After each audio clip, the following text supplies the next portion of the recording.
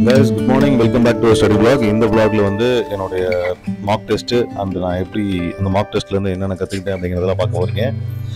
Sorry என்னால் video கொடுக்க முடியல. நான் ஸ்டடீஸ்லேயே வந்து டைம் பத்தலை. மேக்ஸ் எல்லாம் போட்டு பார்த்துருந்தேன். ப்ரீவியஸ் இயர் கொஸ்டின் பேப்பர் அந்த டெஸ்ட் பேட்ச்லாம் நிறைய இருக்குது. ஸோ இந்த வீக்கில் எல்லாத்தையும் கம்ப்ளீட் பண்ணி ஆகணும் அப்படிங்கிறனால வீடியோ போட முடியல. இன்றைக்கி இந்த வீடியோ போடுறதுக்கான முக்கியமான காரணம் அந்த மார்க் டெஸ்ட்டோட எக்ஸ்பீரியன்ஸ் உங்க கூட ஷேர் பண்ணணும் அப்படிங்கிறனால தான். ஆனால் லாஸ்ட் மினிட்ஸில் இந்த வீடியோ வந்து உங்களுக்கு யூஸ்ஃபுல்லாக இருக்கும். ஏன்னா இதில் நிறைய நான் தவறு பண்ணியிருக்கேன். ஏன்னா கொஸ்டின் நம்ம படிக்கிறோம், படிச்சுட்டு 4 ஸ்டேட்மெண்ட்டையும் படிப்போம். ஸ்டேட்மெண்ட்டு கீழே வந்து இவற்றுள் எது சரியானது எது தவறானது அப்படிங்கிறத வந்து கொடுத்துருப்பாங்க. கண்டிப்பாக நம்ம அதை கவனிக்கணும். அதில் தவறானதுங்கிறத கவனிக்காமல் நிறைய கொஸ்டின் நான் தப்பாக அடிச்சிருக்கேன். Guys good morning. இன்னைக்கு வந்து சண்டே. இன்னைக்கு வந்து சங்கர் ஐஏஎஸ் அகாடமியோடைய மார்க் டெஸ்ட் இருக்குது.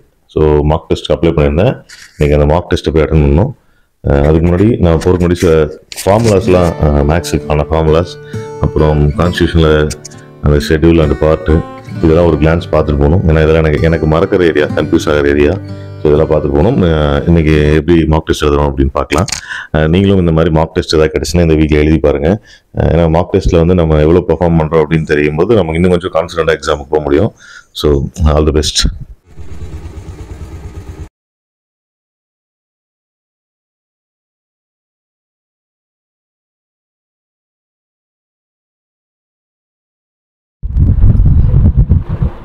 Good morning. இன்னைக்கு வந்து மார்னிங் 5 மணிக்கு எழுந்திரிச்சாச்சு. ஸோ 5 o'clock எழுந்திரிச்சு ப்ரீவியஸ் இயர் கொஸ்டின் தான் பார்க்க போகிறோம்.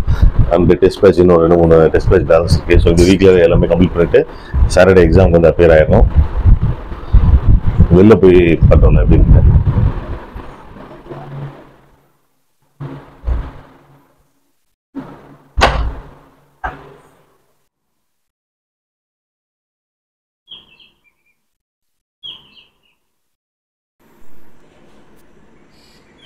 அன்றைக்கி வந்து சங்கர் ஐஏஎஸ் அகாடமியில் வந்து ஒரு டெஸ்ட் பேட்ச் வச்சுருந்தாங்க. Test batch state level mock டெஸ்ட்னு சொல்லிட்டு சேம் ஆஸ் டிஎன்பிஎஸ்சி எக்ஸாம் எப்படி இருக்குமோ அதே மாதிரியே நடந்துச்சு. சேம் அதே மாதிரி ஒரு OMR ஷீட்டு கொஸ்டினும் கிட்டத்தட்ட அந்த லெவலில் எடுத்திருந்தாங்க. ஸோ நல்ல டீம். அந்த கொஸ்டின் சூப்பராக எடுத்திருக்காங்க. ஆக்சுவலாக ரொம்ப எஃபர்ட் போட்டு எடுத்திருக்காங்க. எல்லா ஏரியாவும் கவர் பண்ணியிருந்தாங்க. அது இல்லாமல் நம்ம எதிர்பார்த்துட்டு ஒரு மாதிரி கொஸ்டின் பேப்பர் எதிர்பார்த்துட்டு போவோம் இல்லையா, அந்த மாதிரி இல்லாமல் எப்பயுமே டிஎன்பிஎஸ்சி நமக்கு ஒரு சர்ப்ரைஸ் கொடுப்பாங்க. இப்படிலாம் ஒரு கொஸ்டின் எடுக்கலாம் அப்படின்னு சொல்லிட்டு. ஸோ அந்த மாதிரி சர்ப்ரைஸாக இருந்துச்சு சில கொஸ்டின்ஸு.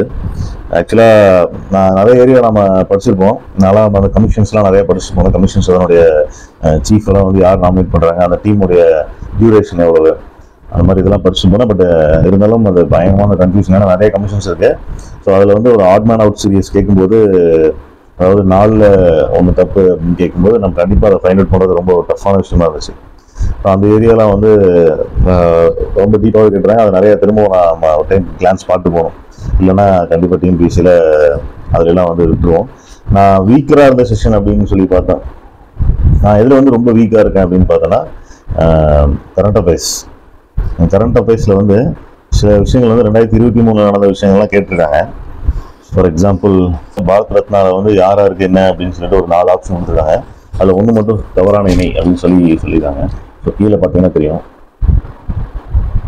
ஸோ அந்த கொஸ்டின் வந்து அந்த மாதிரி ஏரியாலாம் வந்து கொஞ்சம் வீக்காக இருந்தாலும் இந்த மாதிரி விருதுகள்லாம் வந்து ஒரு டைம் திரும்பவும் பார்த்துட்டு போனோம். லாஸ்ட் மினிட்ல நான் பார்த்துட்டு போன ஷெட்யூல் அண்ட் பார்ட்லாம் வந்து ரொம்ப யூஸ்ஃபுல்லாக இருந்துச்சு அரசியலமைப்பு சட்டம் பற்றி. ஏன்னா அந்த மாதிரி லாஸ்ட் மினிட்ல பார்த்துட்டு போகிறது கண்டிப்பாக வந்ததுன்னா அவ்வளோ ஹாப்பியாக இருக்கும். ரெகுலராக படிக்கிற ஏரியாவிலேயே, அதாவது ரெகுலராக படிச்சுட்டே இருப்போம் இல்லையா, இந்தியன் INM பற்றி, ரிசர்வ் பேங்க் பற்றி, அப்புறம் கமிட்டிஸ்லாம் இருக்கும். அரசியலமைப்பு சட்டத்தை பற்றி நான் கமிட்டிஸ்லாம் போட்டிருப்பாங்க. ஸோ சில கேஸ் ஸ்டடிலாம் இருக்கும். அதெல்லாம் வந்து அதுலேயே சில கன்ஃபியூஷன் வர மாதிரி தான் எடுத்திருந்தாங்க. அப்புறம் ரீசெண்ட் அமெண்ட்மெண்ட்ஸ்லாம் கேட்டிருந்தாங்க. நம்ம வந்து 42 அமெண்ட்மெண்ட்டு, 44 அமெண்ட்மெண்ட்டு இது மட்டுமே பார்த்துட்டு போகக்கூடாது. இப்போ ரீசெண்ட் அமெண்ட்மெண்ட்ஸ்லாம் வந்து அதில் கேட்டிருந்தாங்க. முக்கியமாக அதில் மெயினாக வந்து இந்த 101, 102, 103, 104 கேட்டால் 106 கேட்டிருந்தாங்க கொஸ்டினில். அப்புறம் அரசியலமைப்பு பகுதிகள் அதான் சொல்லியாச்சு. வேறு எந்த ஏரியா, சயின்ஸ் வந்து நம்ம வந்து அந்த ஈக்குவேஷன்ஸ் இருக்கு இல்லையா, அந்த வேதி வாய்ப்பாடு, கெமிக்கல் ஃபார்முலா, அதை வந்து கண்டிப்பாக படிச்சுட்டு போகணும். அதுக்கான ஸ்பெஷல் நேம்ஸும் படிச்சுட்டு போகணும். மெயினாக அவங்க எந்த ஏரியாவில் வந்து சயின்ஸை வந்து கேட்குறாங்க அப்படின்னா, நம்மளுடைய வாழ்வியலோட தொடர்புபடுத்தக்கூடிய ஏரியாவில் வந்து சயின்ஸ் கொஸ்டின் நிறையா வருது.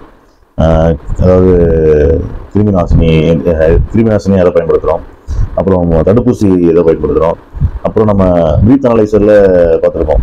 பிரீத் அனலைசர் போலீஸ் வந்து பிரீத் அனலைஸ் பண்ணுவாங்க, ட்ரங்க் அண்ட் டிரைவ் குடிப்பாங்க இல்லையா, அந்த மிஷினில் வந்து என்ன எலிமெண்ட் வந்து யூஸ் பண்ணுறோம் அப்படிங்கிற மாதிரி ஒரு கொஸ்டின் வந்து டைம் வந்து ஏர்போர்ட்டில் நம்ம வந்து தேவையில்லாத பொருட்களை வந்து சட்டத்துக்கு புறமான பொருட்களை கொண்டு போகிறோமா இல்லையான்னு செக் பண்ணுறதுக்கு ஒரு மெஷின் வச்சிருப்பாங்க.